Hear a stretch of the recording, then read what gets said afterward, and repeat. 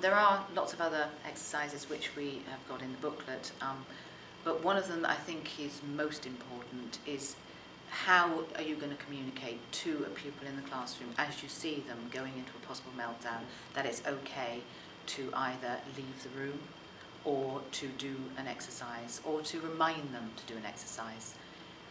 So to come up with a sort of a shared sign language.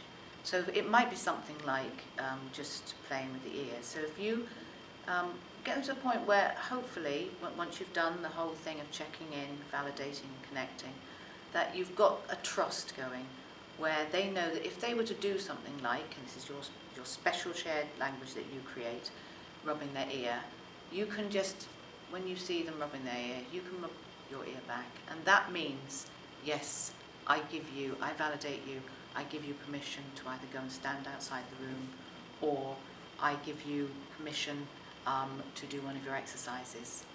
You could also even just decide, yeah, get everybody else to do other things, and then you can go and just have a little chat.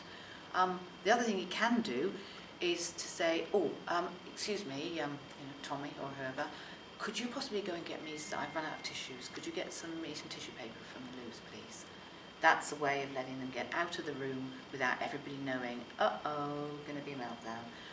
Good, if you're going to be really clever about it, is to use other people to do things a bit as well, so that it's not a case of, oh, we know why she gets Tommy to go out and get things for her.